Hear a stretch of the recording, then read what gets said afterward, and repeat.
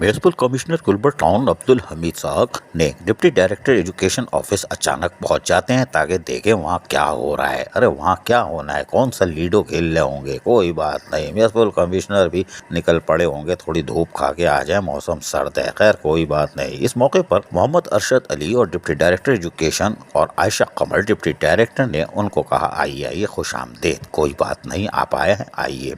महकमा तालीम के हवाले से इस मौके पर डिप्टी डायरेक्टर आयशा कमर ने उनको तफसीलात भी फराहम की और तमाम तर तफसीलात मौके पर ही म्यूनिसिपल कमिश्नर ने सुनी। इस मौके पर म्यूनिसिपल कमिश्नर अब्दुल हमीद साहब ने तमाम असातिज़ा इकराम और स्टाफ की बेहतरीन कारकर्दगी को सराहते हुए कहा कि महकमा तालीमात के ज़रूरी उमूर को हल करने के लिए फौरी नौयत के इक़दाम किए जा रहे हैं। उन्होंने यकीन दिलाया कि बुनियादी ज़रूरियात की फराहमी, जिसमें वाशरूम की मरम्मत, स्कूल फर्नीचर की फराहमी सर फहरिस्त है, जिसको जल्द अज जल्द हल कर लिया जाएगा।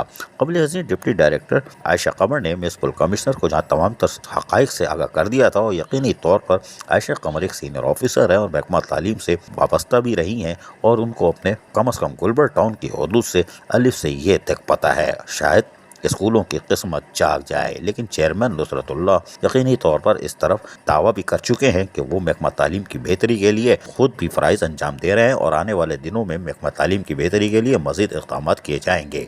अजीज़ आरिफ, KBS बलियाती न्यूज़ कराची। ऐसी ही खूबसूरत वीडियोस फ्यूचर में हासिल करने के लिए रेड बटन पर क्लिक करके और बेल आइकॉन को प्रेस करके हम सबके सब्सक्राइबर बनना मत भूलिए।